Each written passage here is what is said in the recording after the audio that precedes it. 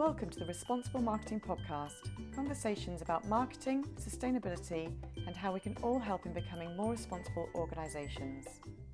I'm Jo, a marketing strategist and consultant with a career spanning corporate, small medium business and self-employment, incorporating marketing and commercial in various guises, and now flying the flag for a more sustainable and kinder future.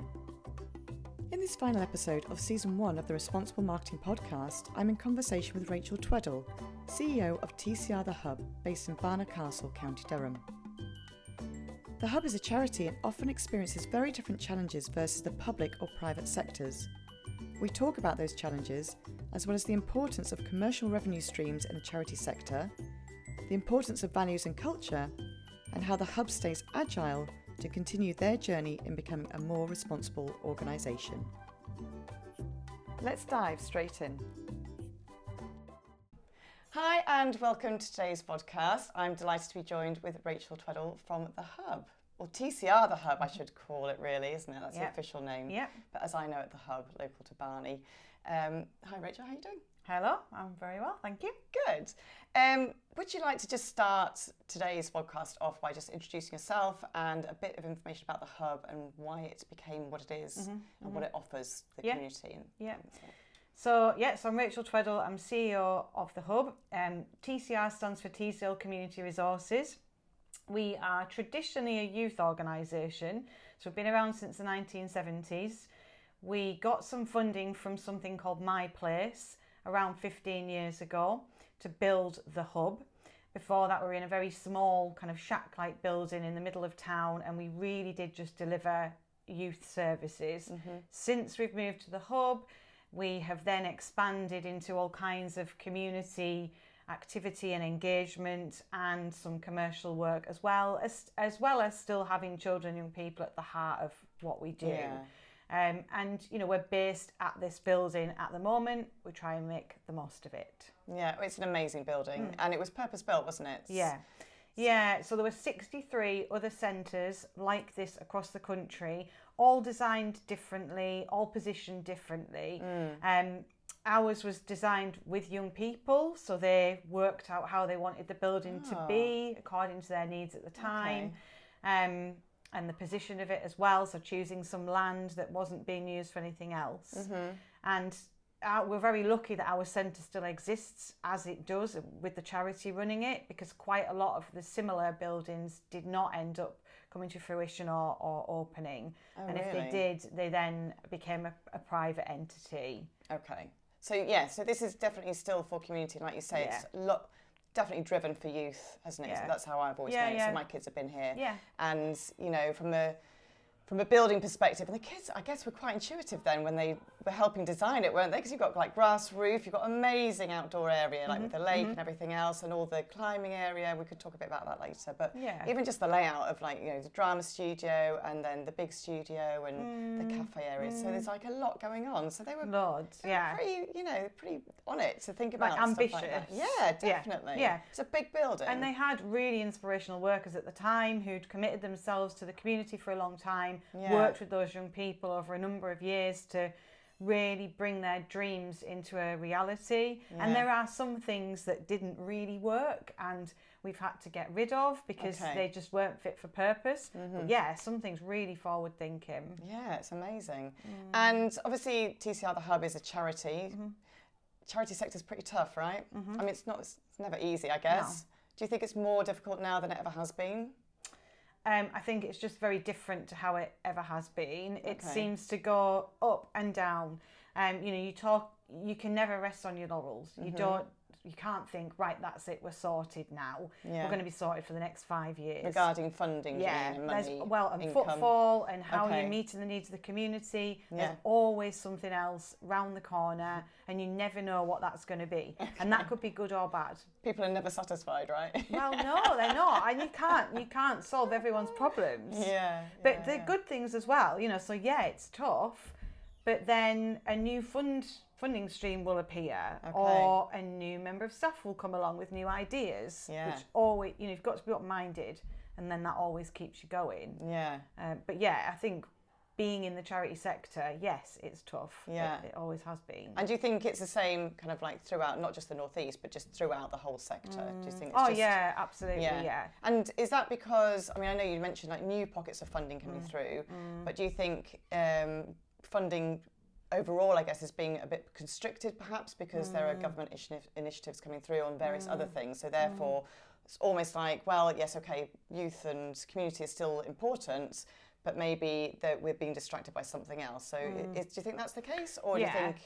I mean, I do think that we've been really lucky in that we do have quite a lot of funding for children and young people at the minute, more than we ever have before. Okay. So actually that's really positive, but it really is linked to a political agenda. It really does depend on what the government are up to and what the big needs of the country are. So, you know, there was a lot of funding around COVID. There was a lot of funding around cost of living. Yeah. There's been a lot of funding now because people have realised that we need to invest in children and young people again. Yeah. So that's coming through. And if you've got your ear to the ground and you can access that, and so it's been really tough because there was a time when there was no funding for children and young people at all. Really? So we really, really had to bring it down to the bare minimum of, yes, letting young people through the door and doing things like D of E, just to keep in the loop, but not really being able to afford to do anything else. And now we're back to having a youth team and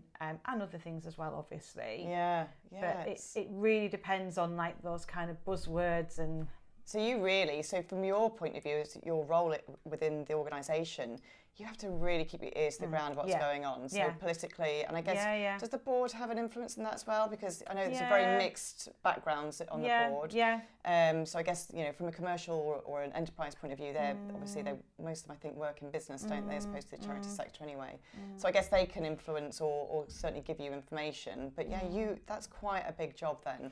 To keep it not only what's happening politically, but also, like you say, the funding landscape, what's happening there, what's available, what's changing. And you just can't keep your hands on everything all the time. We've managed to build up a network of contacts, and that works really well. So working in partnership with other people, collaborating them, that's the way to do it. With other charities? Other charities, other businesses, regionally, nationally, so that you hope that they will share funds and information with you as well, because you can't possibly go to every meeting and networking event. Absolutely. Because at the end of the day, most of us who have this role are operational as well, so we're managing staff and managing a building. You can't be off all over the country networking every day. Be nice, wouldn't it? Well, yeah, it'd be lovely. So the networking is those colleagues and peers and helping each other out in that way. Yeah, and I think it's amazing. Well, typical, I would say, of the people that work within your sector to want to do that, actually, to be like very supportive of each other. And you're not really, I mean, I'm sure you are bun fighting over funding money, but actually working together and bringing that together is really important. It definitely depends on the people. Okay. You know, sometimes, yes, it can be competitive. Yeah. And I do find sometimes when you're working with people in the private sector, they don't think anything of being competitive at all. Absolutely. That's just like dog eat dog out there for what they need. And they find it really surprising when we say that in our sector we support each other as much as we can. Yeah. But there are still people out there that can be possessive about funding and customers. Yeah. Thankfully, in this area at the moment, we're all really supportive, which is so refreshing. It's lovely. Yeah, absolutely. And I think also, you know, I mean, I certainly see when I'm networking, the number of charities, new charity startups that are being launched, probably over the past, even before COVID, so maybe like the past 5 or 6 years, I would say that I've been exposed to many, many new launches. Again, all vying for that funding money, those pots of money that are there, which haven't necessarily grown massively, but then obviously more of you applying. Absolutely, and it's such a long process. Like, I know how long you spend, and I know other people who spend hours and hours over tenders, because it's like literally every tiny bit of information. And it's not necessarily consistent. No. You know, some people might ask for a 1-page proposal and other people want a 30-page document with lots and lots of data and research in there. Yeah. And so some of them you can do quite quickly, and others it takes weeks and weeks and weeks of research with really no idea if you're going to be successful. Yeah, I know. But you're doing it for the love of Well, the love of the community, but also the love of the building and the organisation, aren't you? Oh, yeah, absolutely. Yeah. And so do you think that it's the way you and the team work within the hub and the board, obviously, as they contribute, do you think that's changed how you worked? Like, you've had to have a bit more of a change of mindset with that because of I know you said it's not necessarily dog eat dog in the northeast because you are very supportive, but like I say, funding pots are still maybe the same amount or less, more people wanting them, so you've got to be more competitive, even as a collaborative or partnership. But I think that's more about being collaborative. Okay. So instead of just all being in our own world doing our own thing, we have had to talk to each other because we know that there's limited funds. Okay. So you're saying, well, what are you doing? Are you going to apply for that? What are you do? Could we work together on that? Could we work in partnership? Could we share that? Because we know full well that if we all, 4 organisations apply for the same thing, only one of us is going to get it. Yeah. And the funders aren't going to like the fact that we're not talking and working together. So that's a we plus should then, be. yeah? Yeah, exactly. Right, okay. Oh, that's interesting. Yeah, so actually, for any other charities that maybe yeah, you've launched recently, talk to your competition because that's what the funders want to hear. Yeah, totally. Yeah. And also then you're sharing resources, you're getting that time with your peers to talk about the pros and cons of your job. And different skill sets coming as well, because I know that you have specific members of your team here who have specific skill sets and they're, excellent at their job, but also they'll have an input into something else and bring a completely different angle to that as well. And so from, obviously that's the funding side to something like this. So like I say, you won't always be as successful as you have been in the past with funding. So how do you then block that gap or fill that gap of income that you need? I mean, so we've always had a commercial element because we've had to, because of the building. We've got all these resources. There's an expectation that we will use those resources as best we can, and that's not just going to happen through funded projects. But there's also been an expectation, I'd say the last couple of years especially, from funders to stand on our own 2 feet. So they will give us some funding for a certain amount of time, but they definitely want to know what else we're doing to match that funding. And they don't mean in terms of other grants, they mean in terms of earning money. Wow. And also saying, well, we'll give you some money for 2 years, but after that we expect you to be making that money elsewhere commercially, basically. You've got this resource, you need to use it. Yeah. That's quite a pressure then. Yes. So again, it's like, not necessarily bringing projects in that are going to last 2 years while the funding's there. No. It might be projects that are going to have to last maybe 2 to 5 years. Oh, yeah. And then run on their own feet and everything else. So actually, does that mean then, from you being CEO and the board, you've had to think more kind of commercially and therefore be a bit more kind of less, what I would say is less charity minded and definitely a bit more dog eat dog. Oh, yeah. And it's tricky because you offer a service for free and then you maybe have to start charging for it. Yeah, that's difficult. And still the people out there don't necessarily have the money to spend. Okay. So sometimes they opt out of it and decide that they're not going to participate in that anymore. And in the background, you're still trying to find some funding somewhere so you can start covering that cost again. Support them. But you don't know when that's going to appear. Yeah. So some things are cut or kind of put to bed for a little while. Yeah. And other streams come in instead to replace those. But having to think, right, where are we going to get the money to fund that particular person's role, because the grant funding or donations is not going to cover that.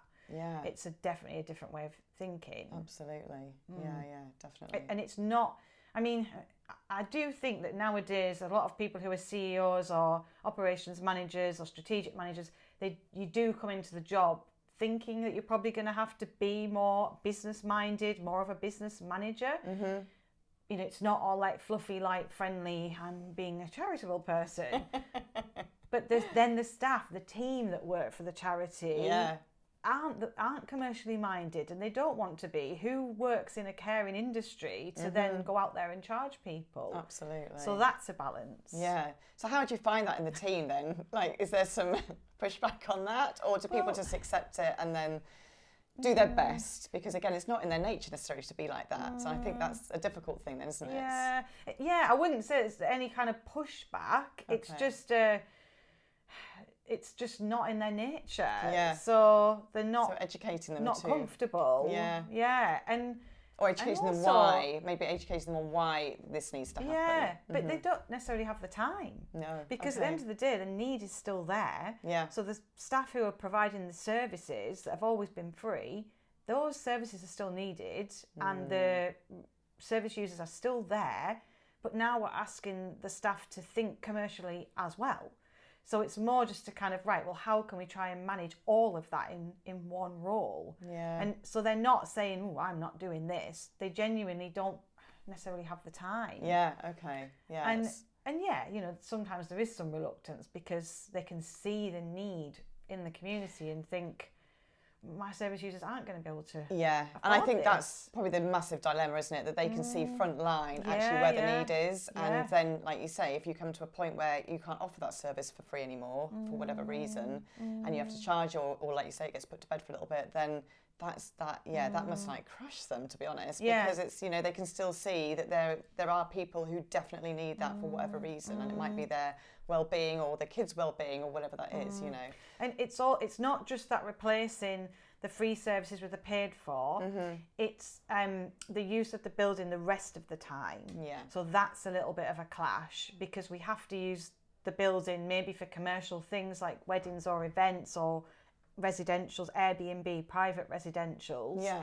Obviously, people are paying a good price for that and they want a certain standard around the building. Yeah. So we're asking staff to, you know, well, we can't have a display of children's work on the wall, or we can't have loads of handmade cushions on the sofas. It needs to be this standard. Yeah. And that doesn't sit well with anyone, really. Yeah, exactly. Because you'd much rather have it like a community centre, where the community is represented. Although I think actually, you know, again, there'll be an angle where, you know, if you were, I don't know, going out to corporates, for example, and saying that we can offer these events for you, whatever, then just to say we are a community centre, but that's your kind of like your corporate social responsibility and your social value, you know, element of what you should be doing as responsible organisations, which we'll come on to. You know, and therefore we are going to display our children's artwork, and we are going to have handmade stuff because that's what we do. And actually, I think it's amazing when you walk in here. I mean, I'm looking at a display over there, obviously of handmade pottery, I think, by the looks of it, that's been done by some kids who have come in. Oh, the veterans. I was going to say kids, sorry. No, it's veterans. But the veterans have come in there and lovely. like used the facilities and had some pottery classes, and then you display the work. And I don't think from a corporate point of view or a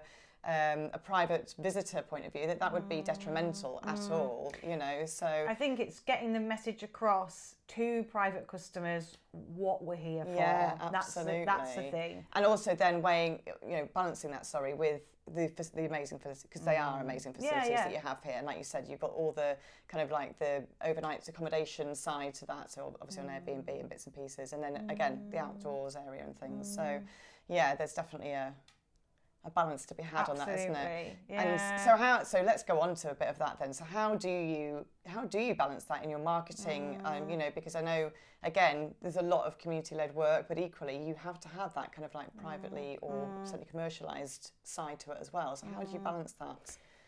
I mean, it is a case of trying to show people that by using our services commercially, they're investing in our community, and then making a positive difference by paying for something here, and that, you know, by doing that, we are then able to provide food and family services and youth work, and they are directly enabling that to happen by hiring a room or having an event here or booking an outdoor activity. Yeah. And we have to get that through in our marketing, in things like on Airbnb, the listing that we've got, you know, making that clear that first and foremost we're a charity and we're providing services, but we also want to share these fantastic resources. Absolutely. And they come at a cost, I suppose. Yeah. And the fact you need to as well, for the same reasons you just said earlier, you know, the fact that you need to keep the organisation buoyant. Yeah, you know? And it's nice to have people either from locally around the area or from outside coming in to support this community as well. You know, you do an awful lot and you do get great publicity on the community work that you do. But yeah, I think it's important for people to understand that as well, definitely. So, again, going back to kind of like funding and money and purse strings, if you like. So what kind of you have allocate a budget for your marketing, or how does that work? Because again, it's like marketing. I don't want to say on a shoestring because it's actually really good what you do, but it clearly must be a very tight budget that you work on. We decided to invest in a member of staff rather than in buying things like flyers or sponsored posts, or we pay for somebody who runs our website, and then we pay for a marketing coordinator who concentrates mainly on the commercial things. So they concentrate at the minute on accommodation and events and outdoor activities from a commercial point of view. So the rest of the staff, the service delivery staff, then promote all of the other stuff mainly through free things, so there isn't a massive budget. It's things like social media posts or word of mouth. And usually when we apply for funding, we do put a little bit in for marketing, but that's not really the priority of the funders. No, exactly. So you can't put loads in. No. But we decided to budget, and that was the trustees and myself, to budget for a marketing coordinator and invest in a really good person who has a good salary. You're not putting this in with pennies, who is really invested in the organisation and has the time and the skill to promote those particular areas for us. And it's like, I think there's a nice balance there, because if they're kind of focused commercially, but you've still got the rest of the team who literally are, they are kind of like social values, like walking social values, aren't they? Basically, that's what they that's what they love doing. So And I think that the marketing coordinator has done a fantastic job of marketing the commercial things and has looked at the service side, but we decided that really a lot of that service side comes best from the staff that are delivering it. They kind of have that heart, and maybe in time we'll have enough funds to invest more time with the marketing coordinator. They can be here more and really get to know what we're doing with the service side. But you have to prioritise. Absolutely. A plan and prioritisation. Is that right? That's what we're doing. Absolutely. And I think you're right. The staff that are on the service side, or the front, what I would say front facing, they know what language to talk as well. Exactly. So that for those families or single parents or carers or veterans or whatever it is, those communities that need the support, they'll know what to say to them, or what pain points or what challenges they've got to make sure they're aware that it's here. So I think you're right. Otherwise it takes somebody to learn that, doesn't it? And exactly. And on the flip side, the staff that are delivering the services don't have the time necessarily to sit and plot out a commercial marketing plan. Absolutely. Whereas this person, that is their role. And that's all they're concentrating on. And they can prioritise, like you say, various bits as well, can't they? Perfect. So just going back to kind of the social value side, I'm clear there are a number of values that are underlying TCR The Hub. And I guess that's always been ingrained because of how it started. So with the youth kind of support and concentrating focus on that. Do you find that people are drawn here, as in staff I'm talking about, so employees or volunteers even actually, do you find that they come with those kind of social values already ingrained with them, or the cultural values that you have here in the Hub? Yeah, definitely. I hear all the time that people want to come and work here. They say, this looks like an amazing place to work. The team seems amazing. I really want a job here. If you ever have any jobs coming up, please will you bear me in mind? Because I think the staff do live and breathe the values. And then that's demonstrated in things like the social media posts, and the service users, if you speak to any of them, they'll probably demonstrate those values too. It does attract people who think, because it's about being honest and having integrity and working as a team and being open-minded. So they see that and think, I want to be part of that. And obviously that's not just paid staff. We have loads of volunteers as well. Yeah, you do. Yeah, so, absolutely. They come on board because they see that and think, I want to be part of that value-based organisation. Yeah, and it makes you as I guess I'm kind of guessing, but I know because I've been around the team and everything.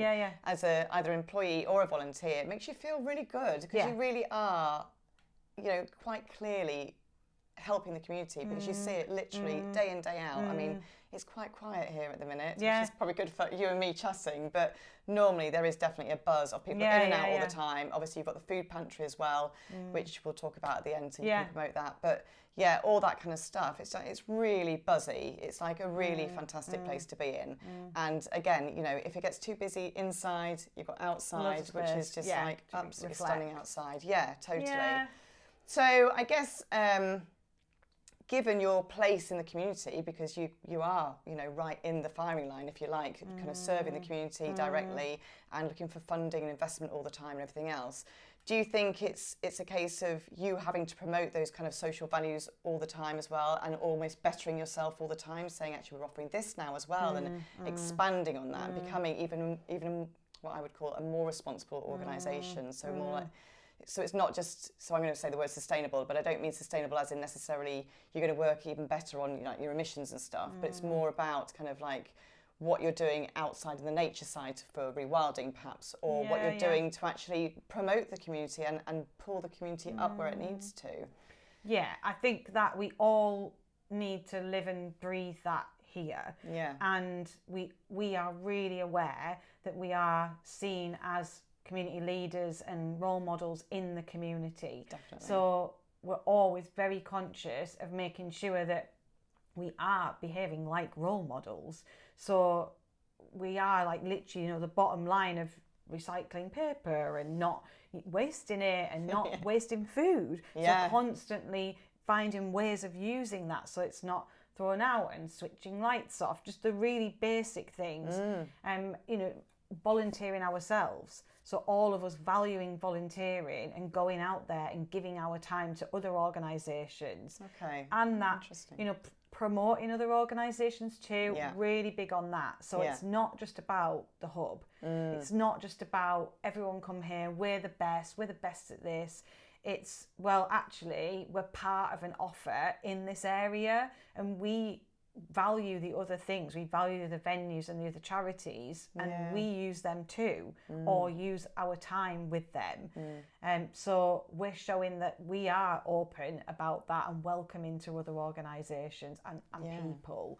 So it's that kind of collaborative mindset again, isn't it? And actually, the more you can do that, I guess, the bigger the impact. Yeah, so, absolutely, yeah. You know, that reflects well on you, obviously, and I know you're not in it for the gold medal or the little shiny star or whatever, but it does then show, again, funders and investors that you're really, it's not just you're sat there saying, yeah, we've got a brilliant building that's, you know, pretty sustainable. It's very sustainable, actually. As a building, we have lots of social value kind of led activity and bits and pieces, but we're just going to sit and just, we're quite happy with that. Yeah, exactly. It's not, it's a constant improvement, isn't it? And a constant like acceleration of that to find ways to make that even better. And I guess that's partly you and the team, the community-led team or service-led team, being aware of what's required in the community as well, and answering to that and seeing where you can always being responsive to that, and being, and you know, the staff do not enjoy me challenging them about it all the time, but you know, challenging, you know, brilliant idea, great, but is that just your idea of what you really want to do, or is that something that the community have asked for? Because that's what we're doing. We're driven by the community, and the best work that we've done is the stuff that's been collaborating with partners across the area, without a doubt. The most rewarding for us and for the community. What kind of, just give me some examples. I mean, I've got some in my head, but you say the ones that you think are the most successful. So events, so things like working with the carnival every year, the light up event, you know, that's amazing. Coming up soon, and everyone's on board with that. It's not at the hub, you know, we're really clear. It's in town, isn't it? You know, why would we need to bring that here? It works well in the town, and yes, we lead on that, but we definitely couldn't do it without the partners. Hopefully it won't be -4 degrees this year. I really hope not. I've never worked in conditions that cold. Wow. That's crazy. But we were all out there watching. We've tweaked the things this year so that they're not as fiddly. So if it is cold, it'll be fine. But, you know, the organisations we work with for that, like the Witham, you know, they're not in it to make loads of money or get loads of kudos. They understand the value of it as well. And you know, their cafe will be open, they will have some footfall. but they can see the value in being part of that community event. And bringing people into town as well. You know, Yeah. 'cause I mean, the hub is set out from Yeah, town a little yeah. bit, which, you know, for a lot of, again, commercially minded people, you think, oh, that's a bit of a nightmare. And I know you face that. And people say, people locally, I don't even know where the hub is. Yeah. I mean, I've lived here for 10 years. I knew exactly where you Yeah, were yeah. straight away because I was looking for somewhere to put my kids, kind of exactly, thing. yeah. You know, bring them and do stuff. So many people locally say, I don't even know what you're talking about. Yeah. How do you not know this like little gem in our town, you know? But I do think that it's the same as any of the other venues. If you don't need it, if you don't see something that piques your interest, then you're not going to come. And that's fine. That's true. Because you don't go through every shop in the town centre every day. You go there when you need something. Yeah, absolutely right. Yeah. Absolutely right. Yeah. Yeah, okay. So you bring people into town as well with all those activities. So what's next then? Obviously we've got the Light Up Barney, is it called? Yeah, Light Up Barnard Castle. Sorry, Sunday name. Light Up Barnard Castle again this year. What else can we be excited about? Oh, I mean, we've got loads going on. It's coming up to Halloween. Yes. So we've got a Halloween trail. Okay. We didn't do that last year because we were focusing on the cost of living. Okay. So we decided that a trail, like, just to sound really basic, was a bit frivolous at the time. We didn't want to spend all our time and resources on that. Yeah. So we concentrated on providing services for the community. This year we feel like we've got that sorted. People know what we're doing to support the community. So we're back to doing a trail, which will be commercial. Yeah. So that'll be on during the October half term for 5 days. And then we've got things like the ghost stories. We're partnering with No Beer and Sons, which is a restaurant in town. Yeah. Because again, really keen on collaborating and think it's going to be more appealing than us doing the same food again. You know, let's share that. Let's share that out. Amazing. And then looking towards Christmas, we've got things like the Santa's Grotto, again, which worked really well last year, 2 days. I think you're the only venue that does a Santa's Grotto. There is a kind of a Santa's Grotto at the Witham as well. Oh, is there? A different type with kind of outdoors with marshmallows and things. Okay. Ours is like a traditional Santa's Grotto with Santa and gifts and what have you. And then nearer to the time, we've got a Christmas gig happening and a concert, more like a recital and then a gig. Yeah, And then all our kind of usual services, Christmas Day lunch, that kind of thing. Yeah, which is always popular, isn't it? Yeah, it is. Always this is a really busy time of year, to be honest, from now on until Christmas. Yeah, okay. So clearly a lot going on. I guess you've had to budget for all of that. And going back to kind of like pressure in charity sector, what do you think has been the biggest challenge in the sector that you are in as the organisation? It is that getting it really clear with people that we are running charities as a business. Yeah. I do think that a lot of people who are outside of this industry look in thinking, oh, you know, the charity, they're so kind and they're lovely and they work hard and they're probably funded by something, by the council or the lottery, and everything's lovely and fluffy. They don't realise that actually us and our colleagues are working with £500,000 to £1 million budgets. You know, that's what our turnovers are, and that's what we need to sustain the services that we're delivering. Yeah. Which actually, that's quite a big business, you know. It is big. We're not like Tesco, but it's a big budget to work with.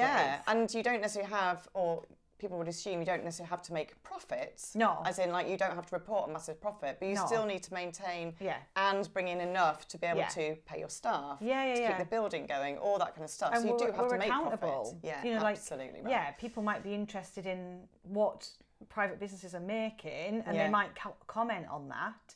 Whereas with a charity, they do have a right to see our accounts, to come to our AGM, to challenge and question the staff and the trustees whenever they want, because we are working with their money. And if we're working with funders' money, anybody can come and ask us at any time, what are you doing with that? Yeah. So, you know, we can't just decide, right, we're going to rehaul the whole building and spend all that funding on whatever we want.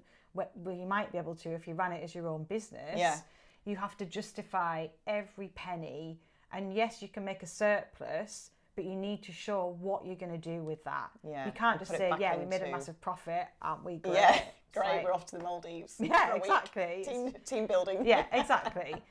Everything's got to be really carefully thought out because you're answerable to so many different people. So you've also got to, so although kind of obviously, again, front side, you know, got social impact, social values impact everything else. You've got to be really transparent. Yeah. Like really, really authentic. You've got to be absolutely clear on what you're saying and how you're communicating that as well. It's a really tough environment. Yeah, it is, yeah. Right, so why are you doing this? Because we love it. Because you love it. I know you do. I know you absolutely love it. Yeah. So what do you think has been the greatest impact, a positive impact that you've had probably this past 12 months in the hub? There's definitely been a change in some of the staff in going from offering practical things like food, we still do that, to now building relationships with service users and offering a more well-rounded service. So, you know, speaking to them more about how they can get out of poverty, how they can get a job, talking about how they can start their own business and work on their own enterprise ideas. So staff are definitely being more support workers than they were before, I suppose, which definitely having an impact because, we can give people food, that's great. We can offer them a club to come to, that's brilliant. But then if that stopped, has anybody learned anything? Is that going to impact their lives going forward? Not necessarily. Are they going to better themselves, their own situation? Yeah, absolutely. But actually, you know, the last year we've definitely seen a turn with the staff in terms of how they're spending their time. So are they being provided training on that then as well? That's amazing. Yeah. Oh, again, just with other local organisations like Advice in County Durham. We've just had ADHD training this morning with the House of Tutor. So learning about all these different things that we're coming across with service users so that we can provide good quality advice and guidance. I think that's an amazing resource to be able to offer as well because, like you say, those people who are looking for a way to kind of like change the situation but just don't know how because there's it's not really obvious necessarily all the time, is it? Or they don't have the resources to ask and also, you know, I talk to a lot of smaller businesses about when they start, certainly when they're starting or for early years, all the pitfalls that I went through because actually why let someone else do that? Yeah, exactly. You know? I don't want everyone else to make the same, you know, cock-ups that I did. I want them to just like have a bit of a smoother sail and get up and running more quickly. Yeah, absolutely. You know? Avoid those downfalls. Yeah. It's rewarding, you know, seeing the changes that we're making in people's lives. Absolutely. Not, you know, and it's not just individuals, it is small businesses and people who are starting out as well, and you know, they'll come to us and ask us, and we're open and we're open to learning all the time, learning and developing. And I think also the networks, like you said before about your networks who work collaboratively, the partnerships you have already, but you have amazing network. Like you even if you couldn't provide it here, you'll either find someone who can deliver the training for you to be able to offer that, or you can signpost them somewhere else. Can't you? And that's not easy. You know, that is hard work. Yeah. Then we have to go out and find that. It doesn't just drop through the post or in an email. Exactly. But we know that in order to provide a good quality service, we have to make that extra effort. And thankfully we have a team who want to do that. They embrace that. Very positive, aren't they? Yeah, fantastic. Thank you so much, Rachel, for your time. That's I know you're super busy, super busy. Just as we finish, you know, it's your opportunity to kind of like promote the services that you offer and just tell everyone how they find out about the hub, where they can find information. So we have a website. It's www.tcrhub.co.uk. Most of the stuff that we do is on the website. We also have a Facebook page, which is TCR The Hub. And we have Instagram as well, Teesdale_community_resources. We have a TikTok account too, which is TCR The Hub. You won't find me on there, but there are some people on no dancing yet. No, there's nothing like that. I think there's something we could do there. We're just starting out on the TikTok journey. Okay, good. But led by the young people. Okay. The kind of things that we're doing at the minute that people, you know, if you need to access our services, we still have our food pantry. We're saving food waste every day from the local supermarkets. So anybody is welcome to come and access that. You don't need to be struggling financially. anybody can come and pick up that food and use it for whatever you want. Yeah. But we do also have care packages as well, once a week on a Saturday, and then a pantry on a Monday, where if you are struggling, you can come and access that food. Yeah, okay. And from a family point of view, if you're struggling to manage family life, we do have a family activities project with dedicated workers that are here to support you with particular sessions that we run, but also signposting. Yeah. There are many other things. I could probably talk all day. There are hundreds of things. You could absolutely could. But the website is comprehensive. So yeah, it's all definitely on there, isn't there? Yeah. Yeah. No, you've done some amazing work. I know that certainly during COVID, obviously when I got involved with the food packaging stuff, even that was just an incredible thing to be involved in. But, you know, I know the amazing work you do here. So I really appreciate the fact you've come on here. You've told everyone instead of me having to tell everyone about it. No, I really appreciate it, Rachel. No, thank you very much for having me. It's been great. Good. I'm glad you've enjoyed it. Thank you. Maybe again, maybe next year. Well, we'll see how things have changed. Yeah, exactly. Thanks everyone for listening and watching, and we'll see you very soon. You've been listening to the Responsible Marketing Podcast. You can contact me by email at joe@jolonconsulting.com or find me on LinkedIn. All recordings of the podcast can be found on YouTube, as well as where you usually get your podcasts. If you've enjoyed listening, please hit subscribe, which helps the podcast be found by more people. And of course, feel free to share it on your socials. Until next time, thanks for listening.